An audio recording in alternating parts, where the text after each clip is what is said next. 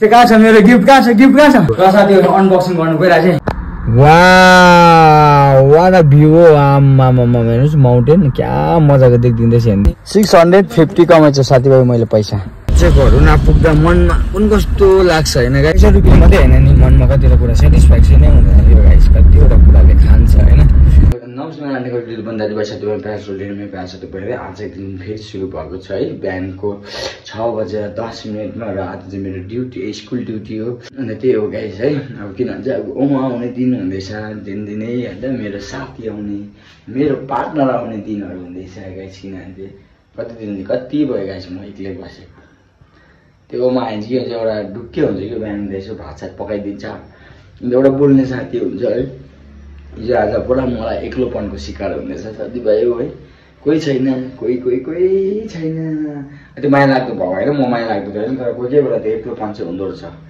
के गर्छ है त्यस बेसी गफ नगरौँ लागौँ बाहिरको दुनिया हेरौँ बाहिरको कम्ती चिसो छैन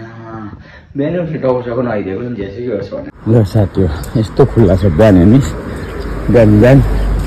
रोड चाहिँ पिच गरेछ अब हाइवेहरू चाहिँ दामी बिहान चाहिँ यस्तो मिठो हावा आउँछ कि जाँदैछ हरेक क्लासको सिस्टरहरू बिहान आज इक्जाममा के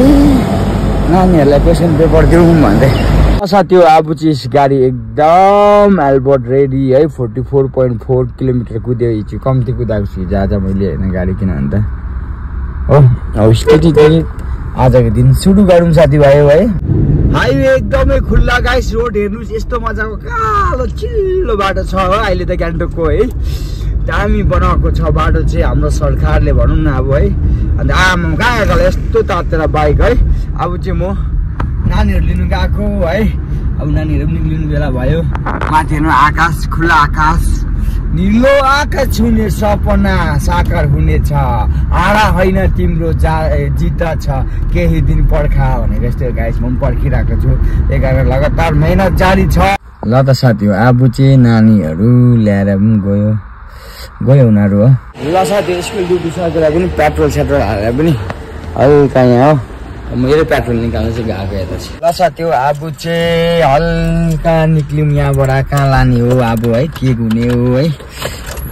अब चाहिँ यहाँबाट हाइवेमा मेन हाइवे चाहिँ अब सुरु गरौँ साथीभाइ साथी हो सिधा नानी हात छोडेर पेट्रोल पम्पबाट सिधा यहाँ सर्किट आउँछ है स्पिकरको बङ्गला र तपाईँलाई मैले अगाडिबाट चाहिँ दामी दृश्य देख्दो रहेछ हिमालको दर्शन गराउन हालेको छु साथीभाइ एकछिन पर्खिनुहोस् ल मजाको भ्यू देखेँ कि मैले तपाईँलाई देखाइदिन्छु यो चाहिँ हाम्रो ठुला ठाला एमएलएहरू मिनिस्टरहरू जति पनि हाम्रो सिक्किमको ठुला ठाला मान्छेहरू छ नि मिनिस्टर साहबहरू चाहिँ बस्ने जग्गा हो यो चाहिँ भिआइपी कलोनी अहिले म चाहिँ यो पछाडि चाहिँ सर्किट हाउस गरेर गएको जहाँ चाहिँ स्पिकर हाम्रो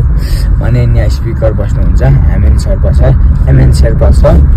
र उहाँको बङ्गलामा आएको यहाँ माथि एकजना हाम्रो नुनचोकको दिदी हुनुहुन्छ उहाँलाई ल्याएर आएको यस्तो सानो गाइसहरू यो चाहिँ भिआइपी कलोनी कतिजनालाई थाहा छ हाम्रो सिक्किमको मान्छेहरूलाई चाहिँ ल अब म तपाईँलाई एउटा हिमाल चाहिँ म दामी जग्गाको हिमाल देखाउनु गइरहेको छु साथीभाइ मजाको देखिरहेको थिएँ अलिक खुल्ला जग्गाबाट देखाउँछु है सियाल त यहीँ कुद्दैछ अन्त हिमाल चाहिँ म तपाईँलाई देखाउँछु नि कहाँबाट त्यो त्यहाँ ढाकिने हो यहाँबाट त भएमा अलिकति चाहिँ देख्दैछ कहाँ हो नि हेर्नु ल आमा वडा स्याटिस भ्यू देखिँदैछ नि साथीभाइ यहाँ हेर्नु नि हिमाल हेर्नुहोस् गाइस ए मजाको देखिँदैछ हेर्नुहोस् अहिले अलिकति ढाकेछ नि अन्त मजाको हेर्नु त क्या मजाको देख्दैछ हेर्नु यत्तिकै चाहिँ हुनु पऱ्यो नि भ्यू चाहिँ अहिले अलिक ढाक्यो नि बादल त्यहाँ त ऊ भिआइपीको उहाँ पनि मिनिस्टर साहबहरू भेट्न आएको रहेछ हेर्नु न यहीँ छ हिमाल त यहाँबाट देख्दो रहेछ नि साथीभाइ हेर्नु स्याटिस यहाँबाट देख्दो रहेछ नि हेर्नुहोस् माथिबाट भन्दा पनि हेर्नु वाट अ भ्यू हो आम्मा हेर्नुहोस् माउन्टेन क्या मजाको देखिँदैछ हेर्नुहोस् आम्मा हेर्नुहोस् त्यहाँ टुप्पामा गएर बस्नु पाएको पनि कस्तो मजा आउँथ्यो होला हेर्नु त आम्मा गर्दै कराउँदै आज चाहिँ दामी देख्नु भयो गाइस भ्यू चाहिँ योहरू चाहिँ सबै हाम्रो मिनिस्टर साहबहरू बस्ने बिएम उयो बङ्गलाहरू गाइस यो भिआइपी कलोनी अझै एकखेप हेर्नुहोस् यो हेर्नुहोस् the view what a lovely view ल साथी अब भिआइपी कलोनी पुगेर पनि आज फेरि खतरा यहाँ म्याच हुनेवाला छ पाल्जो स्टेडियममा गएर घुमाएको नि यो उकालोमा यसो टेस्ट ड्राइभ गर्न आउनु पर्यो नि नयाँ ड्राइभरलाई चाहिँ यहाँ ल्याएर छोड्नुपर्छ ल साथी यहाँ फेरि तलबाट फेरि यता सेक्रेटेरिएट है जिन्दगीमा गाइस सङ्घर्ष जारी नै छ है मेहनत जारी नै छ काम गरि नै राखेको छु है र भए पनि कतिवटा कुरा हुन्छ नि गाइस सोचेकोहरू नपुग्दा मनमा कुन कस्तो लाग्छ होइन गाइस तर भए पनि के गर्नु होइन जिन्दगी बाँचिन्जेल काम गर्नै पर्ने रहेछ है मेहनत जति म अब त्यो अल्छी भए त्यो सुति पनि बस्दिनँ होइन अहिले दिन रात कोही बेला राति 12-1 बजीसम्म काम गर्छु होइन र भए पनि अब कतिवटा कुरा होइन पैसा रुपियाँ मात्रै होइन नि मनमा कतिवटा कुरा सेटिस्फ्याक्सनै हुँदैन त्यो गाइस कतिवटा कुराले खान्छ होइन अब त्यही कारणले भए पनि अब हरेस्ट खाएको छु न लाइफ होइन स्टिल ग्रोथ नै छ अब चाहिँ यता गएको नि गाइस स्वस्तिकपट्टि कति भयो म यता नगएको कि यता चाहिँ किन गएको भन्दाखेरि गाइस अब अफिस आउने मान्छे हुन्छ नि उताबाट फर्केर आउने चाहिँ यताबाट खाली नै जानुपर्छ है एउटा मान्छे छैन हो उताबाट आउने चाहिँ चान्स पाउने होइन यता अब अफिस आउने मान्छेहरू हुन्छ नि त यता अफिसमा अथवा बजारहरू आउने मान्छे है स्वस्तिकसम्म पुगेर अब यहाँदेखि उता त पाउने चान्स चाहिँ हुँदैन तर जिरोदेखि यता चाहिँ पाउँदैन किनभने चाहिँ मान्छे यता आउने हुँदैन नि त अब चाहिँ उताबाट यता बजार आउनेहरू चाहिँ हुन्छ त्यही कारणले कता लक बाई चान्स भनेर चाहिँ यता आएको हेरौँ अब पाउँछु कि पाउँदैन चाहिँ यहाँ अहिले तपाईँ कहाँ पुगेन बुर्तुक कलेजको छेउमा पर पुगेर फेरि यतै फर्किनु पऱ्यो नि त ल साथी अब चाहिँ माथिबाट बजारबाट पनि तल आइपुगेँ कहाँ भन्दै यहाँ 7 माइल अब 7 माइलबाट 1 राउन्ड जान्छु उकालो त्यहाँबाट चाहिँ म जान्दिनँ 1 बजार पुगेर आउँदै साथीभाइ ठिकै हुन्छ होला नि त किनभने नानीहरूको छुट्टी हुने स्कुल टाइम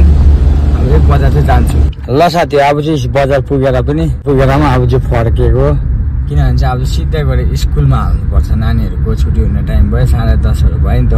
आज त नन स्टप दिएको छु ल साथी अब चाहिँ म सिधै स्कुल पस्नु पर्यो यहाँ अहिले मात्र आइपुगेँ र आज चाहिँ म पानी र 1 गिलास पानी र 1 कप कफीको भरमा मात्रै कुदिरहेको थिएँ साथीभाइ मैले चाहिँ हेरेको नि गाइस बिहान स्कुलदेखि डाइरेक्ट गएर खेपेँ भने चाहिँ कति रुपियाँ कमिँदो रहेछ भनेर चाहिँ नि अहिले तपाईँको 11 बजे होइन बिहान म कति बजी 8:30 निक्लेको अन्त 11 बजीसम्म खेप्दाखेरि कति पैसा भनेर अहिले म तपाईँलाई त्यो माथि स्कुलमा पुगेर देखाउँछु है कति पैसा साथी 1 ट्याक्सी खेपेर पनि स्टुडेन्ट ल्याउनु पनि आइसक्यो आज त कस्तो टाइमिङमा सट्टै यहाँ आएको बित्तिकै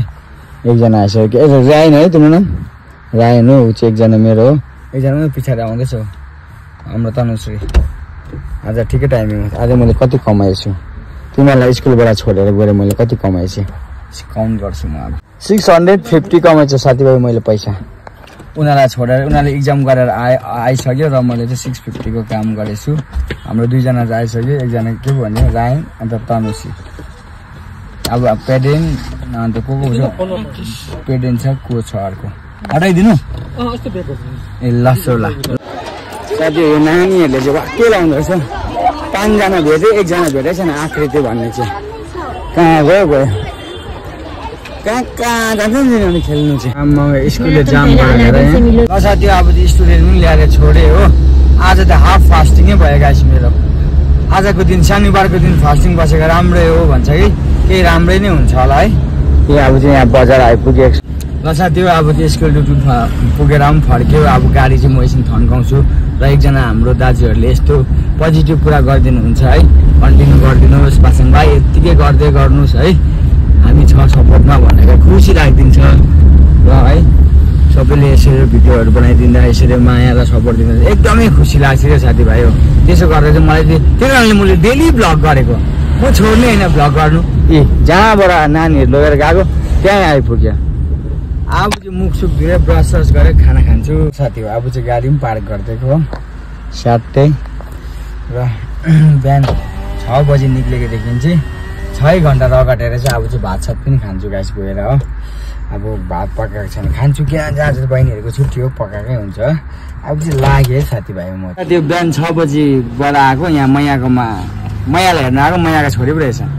ओ मोटी एक्जाम कस्तो हुँदैछ पढाइ खतरा हुँदैछ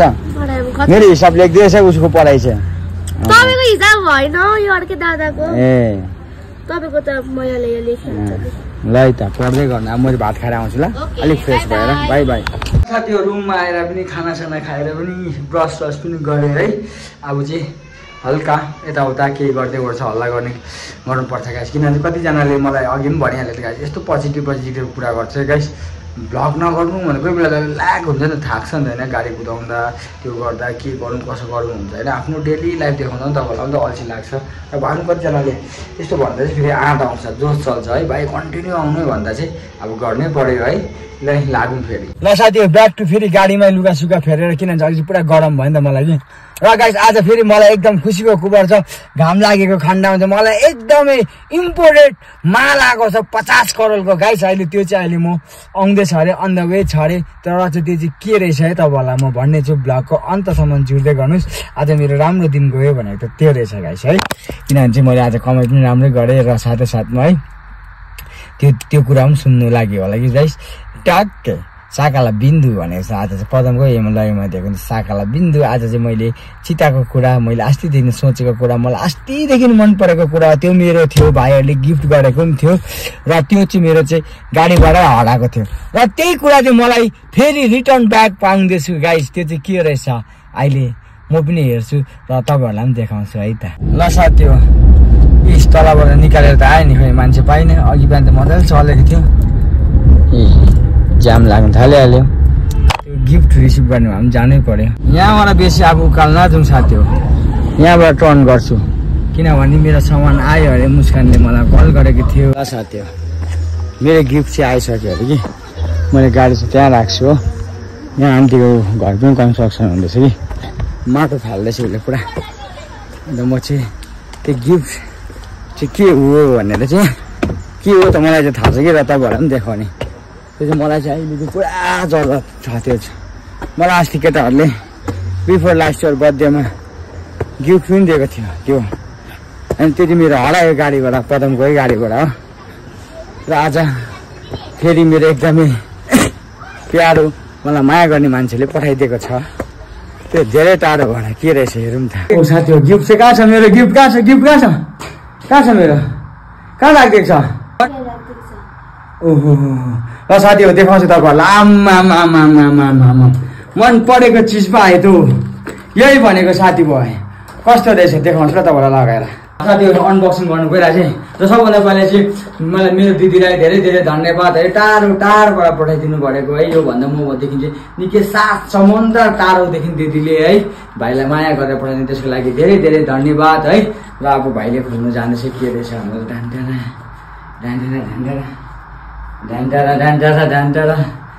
दिदी एकदम दामी रहेछ र भाइले लगाइ पनि देखाइन्छ एकदम भाइ कस्तो देख्दैछ दिदी थ्याङ्क यू दिदीलाई र साथीभाइहरू कस्तो कमेन्ट गरिदिनु कस्तो देख्दैछ यो स्प्याकले है मेरो दिदीले मलाई अस्ति मेरो आँखा पोल्यो भने त्यो सनरुप यसो झार्दा चाहिँ मेरो दिदीले अस्ति कमेन्ट गरिदिनु भाइलाई म ग्लास पठाइदिन्छु भन्नु हुने थियो तर दिदीले पठाइदिनु भयो र थ्याङ्क यू मेरो दिदीलाई है धेरै धेरै धन्यवाद भन्दछु